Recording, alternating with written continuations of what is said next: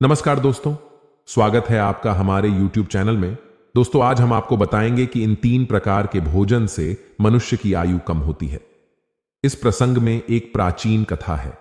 इस कथा के माध्यम से हम आपको बताते हैं कि मनुष्य को किस प्रकार का भोजन करना चाहिए, भोजन करने का सही तरीका और सही दिशा कौन सी है, भोजन कब करना चाहिए तथा भोजन शुरू करने से पहले क्या बोलना चाहिए। दोस्तों, एक बार की बात है, देवर्षि नारद भगवान श्री कृष्ण से मिलने के लिए द्वारिका नगरी में पधारते हैं। तब भगवान श्री कृष्ण देवर्षि नारद को देखकर उनका स्वागत करते हुए कहते हैं, आइए देवर्षि, द्वारिका में आपका स्वागत है। आज किस प्रयोजन से आप द्वारिका में पधारे हैं? अवश्य ही कोई महत्वपूर्ण समाचार लेकर आए होंगे। तब देवर्षि कहते हैं, हे प्रभु, आप सब कुछ जानते हुए भी पूछ रहे हैं। मैं आज आपके पास मेरी एक शंका का निवारण करने के लिए ही आया हूं।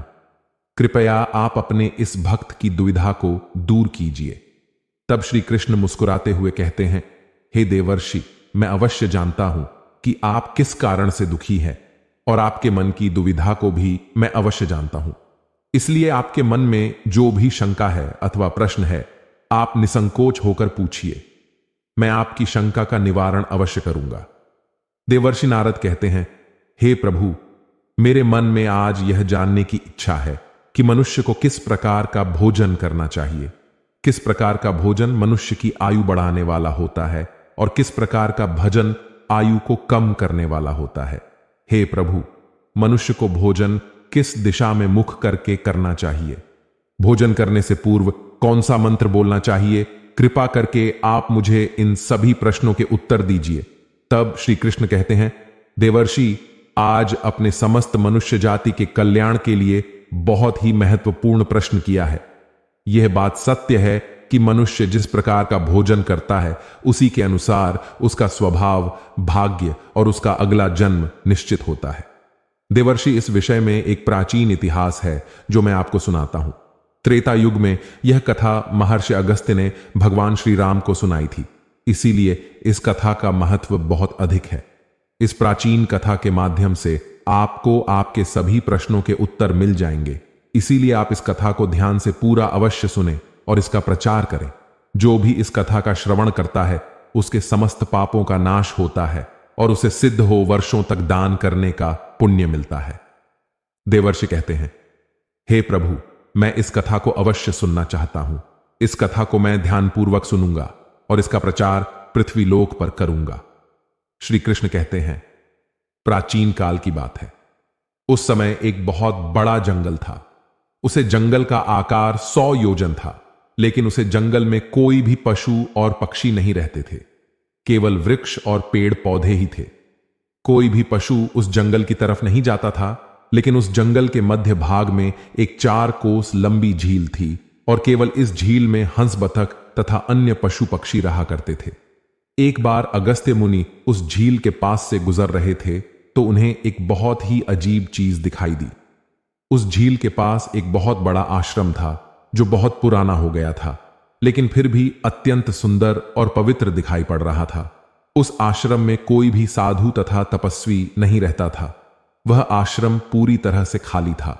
अगस्त्य मुनि एक रात के लिए उस आश्रम में ठहर गए और सुबह उठकर वे उस झील के पास चले गए तो उन्हें रास्ते में एक मुर्दा अर्थात लाश पड़ी हुई दिखाई पड़ी, जो शरीर से अत्यंत बलवान और रुष्ट पुष्ट था, जिसे देखकर मालूम होता था कि वह किसी तरुण पुरुष की लाश है। उस लाश को देखकर अगस्त्य से मुनि सोचने लगे कि यह कौन है, इसकी मृत्यु कैसे हो गई तथा वह इस जंगल में आखिर कैसे आया होगा। उस मरे हुए आदमी के बारे में जानने की अगस्त्य मुनि को जिज्ञासा हुई। तभी अचानक आकाश में उन्हें एक दिव्य विमान दिखाई पड़ा और वह दिव्य विमान उस झील के समीप आकर रुक गया और उसे विमान से एक दिव्य पुरुष उतरा और वह उस झील में नहाने के लिए चला गया। झील में नहाने के बाद वह बाहर आया और उस मुर्दे का मांस खाने लगा। उसने भर पेट मोटे ताजे मुर्दे का मांस खा लिया और फिर से विमान में बैठकर स्वर्ग की ओर जाने लगा। तभी अगस्त्य मुनि ने उस दिव्य पुरुष को आवाज लगाई, दिव्य पुरुष, तुम कौन हो? तुम देवताओं के समान दिखाई पड़ते हो, किंतु तुम्हारा भोजन बहुत घृणित है। तुम मुर्दे का मांस क्यों खा रहे हो? ऐसा भोजन भला कोई देवता कैसे कर सकता है? फिर उस स्वर्गवासी दिव्य पुरुष ने अगस्त्य मुनि की तरफ देखा और उन्हें हाथ जोड़कर प्रणाम करके कहने लगा है, विप्रवार आपको प्रणाम है। मैं आपको मेरी कहानी सुनाता हूं। पूर्व कल की बात है। विदर्भ देश में मेरे महायशस्वी पिता राज्य करते थे। वे वासुदेव के नाम से तीनों लोकों में प्रसिद्ध थे और परम धार्मिक व्यक्ति थे। उनकी 2 पत्नियां थीं। उन दोनों पत्नियों से उन्हें एक एक करके 2 पुत्र हुए। मैं उनका सबसे बड़ा बेटा था। लोग मुझे श्वेत के नाम से जानते थे और मेरे छोटे भाई का नाम सूरत था। पिताजी की मृत्यु के बाद मुझे विदर्भ देश का राजा बना दिया गया और मैं वहां सावधानी के साथ राज्य चलाने लगा। राज्य करते हुए मुझे कई हजार साल बीत गए। फिर एक दिन मुझे वैराग्य हुआ और मैं राजपाट का त्याग करने का निर्णय लिया और तपस्या करने का निश्चय करके मैं जंगल में रहने के लिए चला गया। अपने राज्य को मैंने अपने छोटे भाई सूरत को सौंप दिया और उसे राजा बना दिया। फिर इस झील के पास आकर मैं कठोर तपस्या करना आरंभ किया। 80,000 वर्षों तक मैंने इस जंगल में तपस्या की और उसी के प्रभाव से मुझे ब्रह्मलोक की प्राप्ति हुई। लेकिन ब्रह्मलोक पहुंचने के बाद भी मुझे भूख और प्यास अधिक सताने लगी। मेरे सभी इंद्रियां तिलमिला उठे। फिर मैं ब्रह्मलोक के सर्वश्रेष्ठ देवता ब्रह्मा जी से पूछा, हे भगवान, मैंने तो सुना है कि ब्रह्मलोक में किसी भी प्राणी को भूख और प्यास नहीं लगती है। फिर मुझे भूख और प्यास क्यों लग रही है? यह मेरा पीछा क्यों नहीं छोड़ रही है? कृपया आप मुझे बताइए कि मैं किस चीज का सेवन करूं। फिर ब्रह्मदेव ने कहा, हे राजन, पृथ्वी पर दान धर्म करने पर ही व्यक्ति इस लोक में भूख प्यास से मुक्त हो जाता है। लेकिन तुमने अपने जीवन काल में कभी दान नहीं किया, किसी भीख मंगे को भीख तक नहीं दी। तुमने राजमहल में रहकर भी द्वार पर आए अतिथियों को भोजन नहीं दिया। तुमने सदैव भी उच्छिष्ट भोजन किया है। बिना स्नान किया ही तुम भोजन किया करते थे। भोजन शुरू करने से पहले तुमने ईश्वर का धन्यवाद नहीं किया। स्वादिष्ट भोजन को दूसरों को दिए बिना ही तुमने उसे ग्रहण कर लिया। इसी कारण से तुम्हें यह पाप लगा है। इसीलिए तुम्हें ब्रह्मलोक में भी भूख और प्यास का कष्ट उठाना पड़ रहा है। जीवित रहते हुए तुमने अनेक प्रकार के आहारों का अकेले ही सेवन किया है। अनेक प्रकार के पकवान तुमने अकेले ही खाए हैं, दूसरों को नहीं दिए हैं, जिससे तुम्हारा शरीर तो बलवान बन गया, किंतु तुम्हारा पुण्य क्षीण हो गया। अब तुम्हारे लिए एक ही उपाय है। उस झील के पास तुम्हारा शरीर पड़ा हुआ है। तुम उसी का मांस खाकर अपनी भूख मिटाओ। ब्रह्मा जी द्वारा इस प्रकार से कहने पर राजा ने कहा, हे प्रभु, अपने शरीर का भक्षण कर लेने के पश्चात मेरा क्या होगा? उसके बाद मैं क्या खाऊंगा? मेरे खाने के लिए कुछ भी शेष नहीं रहेगा। कृपया कुछ ऐसा भोजन बताएं जिसका भक्षण कर लेने पर भूख मिट जाए और जो कभी खत्म ना हो। तब ब्रह्मदेव कहते हैं, हे राजन, तुम्हारा शरीर ही मैंने अक्षय बना दिया है। उसे तुम रोज खाओगे, फिर भी यह समाप्त नहीं होगा। वह दूसरे दिन फिर से ताजा हो जाएगा। इस मृत शरीर के अंग फिर से उगाएंगे और उन्हें तुम फिर खा सकोगे। और जब तुम्हें अपने शरीर का मांस खाते हुए 100 वर्ष बीत जाएंगे, उसके बाद तुम्हारे इसी जंगल में एक दिन महर्षि अगस्त्य पधारेंगे और उन्हीं के द्वारा तुम इस पाप से मुक्ति पा सकोगे। इस प्रकार से राजा ने सारी हकीकत महर्षि अगस्त्य को बता दी और कहने लगे, हे विप्रवर, मेरा शरीर कभी नष्ट नहीं होता है और मैं रोज आकर अपने शरीर का मांस खाता हूं। न जाने कब मुनि अगस्त्य यहां पर पधारेंगे और मुझे इस कष्ट से मुक्ति दिलाएंगे। ऐसा सोचते हुए मुझे 100 वर्ष बीत चुके हैं और मैं आज भी उनकी राह देख रहा हूं। राजा श्वेत का इस प्रकार से कथन सुनकर महर्षि अगस्त्य बोले, अच्छा, तो तुम्हारे सौभाग्य से मैं यहां पर आया हूं। मैं ही मुनि अगस्त्य हूं, और बोलो, मैं तुम्हारी किस प्रकार से सहायता कर सकता हूं? तब राजा अत्यंत प्रसन्न हुए और जमीन पर लेटकर महर्षि अगस्त्य के चरणों को वंदन करने लगे। राजा श्वेत बोले, हे मुनिवर, कृपया आप मुझे इस घृणित आहार से मुक्त कीजिए तथा जिस पाप के कारण मुझे यह प्राप्त हुआ है उस पाप से भी मुझे मुक्त कीजिए, जिससे मुझे अक्षय लोक की प्राप्ति हो सके। हे आर्षि, मैं आपको यह दिव्य आभूषण भेंट करता हूं। कृपया आप मुझ पर कृपा करें। राजा की दुख भरी बातें सुनकर मुनि को उन पर दया आ गई। जैसे ही राजा ने वह दिव्य आभूषण महर्षि अगस्त्य के हाथ पर रखा, इस समय उनका मृत शरीर अदृश्य हो गया और वे उस पाप से मुक्त हो गए। और फिर महर्षि अगस्त्य से आज्ञा लेकर वे उस दिव्य विमान में बैठकर ब्रह्मलोक को चले गए। इस प्रकार से उस राजा श्वेत को दान न करने के पाप से मुक्ति मिली। भगवान श्री कृष्ण कहते हैं, हे देवर्षि, इस प्रकार से उचिष्ट भोजन करने के कारण ही विदर्भ देश के महाराज को ब्रह्मलोक में रहने पर भी तृप्ति नहीं मिली और उन्हें पृथ्वी लोक पर आकर स्वयं का ही मांस खाना पड़ा। देवर्षि, अब मैं तुम्हें भोजन के नियम बताता हूं, आप इसे ध्यान से सुनिए।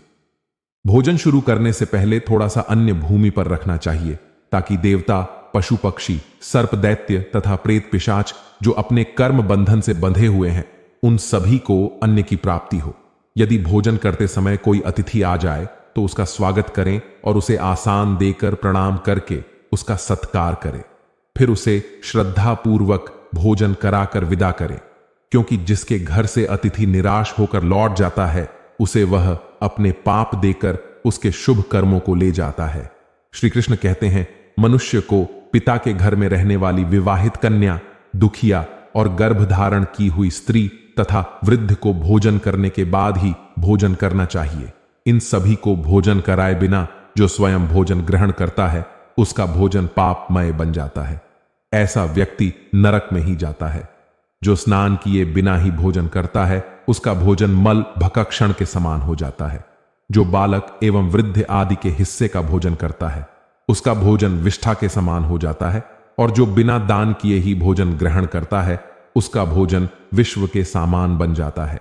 मनुष्य को कभी भी दुराचारी व्यक्ति द्वारा दिया गया अथवा दूसरों द्वारा अपमानित करके दिया गया भोजन कभी भी ग्रहण नहीं करना चाहिए। मनुष्य को चाहिए कि परोसे हुए भोजन का अग्रभाग अग्नि को देकर ही भोजन करना चाहिए। भोजन को एकाग्रचित होकर करना चाहिए।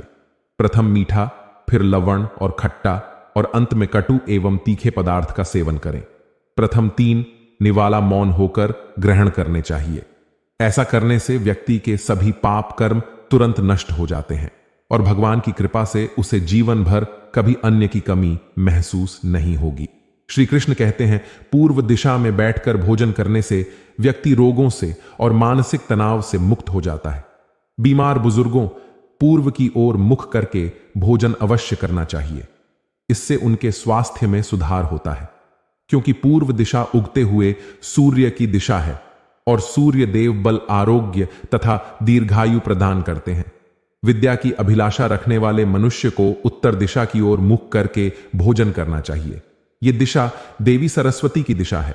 ध्यान रहे, दक्षिण दिशा की ओर मुख करके भोजन न करें, यह मृत्यु की दिशा होती है। इस दिशा में मुख करके भोजन करने से आयु कम होती है।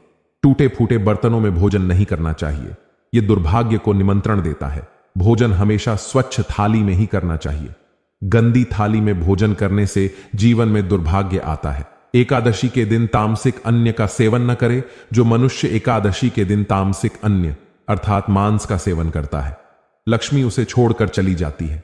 भोजन का अपव्यय करना अनर्थ माना गया है, इसीलिए थाली में जितना आवश्यक हो उतना ही भोजन ले। अगर कोई व्यक्ति साथ में भोजन कर रहा हो तो उसका भजन समाप्त होने तक उठकर नहीं जाना चाहिए, इससे पितृदेव नाराज हो जाते हैं। भोजन के बाद थाली में हाथ धोना अनुचित माना गया है। थाली में हाथ धोने से अन्य का अपमान होता है। भोजन के बाद थाली में हाथ धोने वाले लोग नीच योनि में जन्म लेते हैं। सबसे महत्वपूर्ण बात, ध्यान रहे कि व्यक्ति को बिस्तर पर बैठकर कतई भोजन नहीं करना चाहिए। ऐसा करने से व्यक्ति कई प्रकार के रोगों से ग्रसित हो सकता है।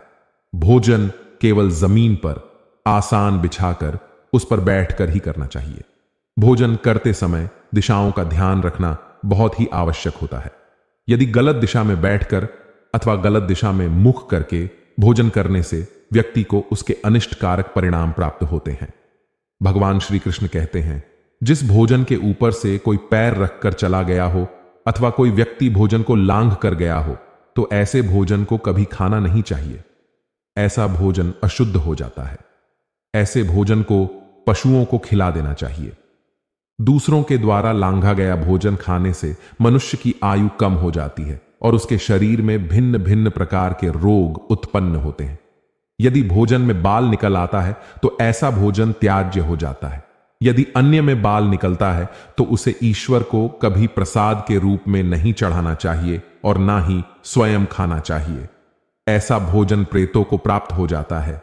श्री कृष्ण कहते हैं, मनुष्य को दूसरों के लिए परोसा हुआ भोजन भी नहीं खाना चाहिए। जो मनुष्य दूसरों का भोजन छीन के खाता है अथवा किसी को बिना दिए ही स्वयं उस अन्न का उपभोग करता है, उससे देवी अन्नपूर्णा रुष्ट हो जाती है। भोजन सभी में बांटकर खाना चाहिए। दूसरों के हिस्से का भोजन करने से मनुष्य के पुण्य कर्म नष्ट हो जाते हैं। गीले वस्त्र पहन करके भी भोजन करना अशुभ होता है। दूसरों के लिए परोसा गया भोजन भी कभी नहीं करना चाहिए। सोते हुए, खड़े होकर, टूटे फूटे पात्र में भूमि पर रखकर अथवा हाथ पैर रखकर भोजन ग्रहण करने से दरिद्रता आती है। भोजन करते समय वेदों का उच्चारण नहीं करना चाहिए। शास्त्रों के अनुसार स्त्री को पति के भोजन के बाद ही भोजन कर लेना चाहिए। यदि पति घर से दूर हो तो पति को ध्यान करके भोजन ग्रहण करना चाहिए। इससे पति की आयु लंबी होती है और स्त्री सदा सुहागन रहती है। पति से पहले भोजन करना शास्त्रों में शुभ माना नहीं गया है। इससे पति की आयु कम हो जाती है। इसके साथ ही विष्णु पुराण के अनुसार पति और पत्नी को एक साथ बैठकर भोजन नहीं करना चाहिए। ऐसा करने से दोनों में क्लेश और विवाद होता है। अंधकार में अथवा आकाश के नीचे बैठकर भोजन नहीं करना चाहिए। भोजन करते समय सिर पर छत अथवा वृक्ष की छाया अवश्य होनी चाहिए।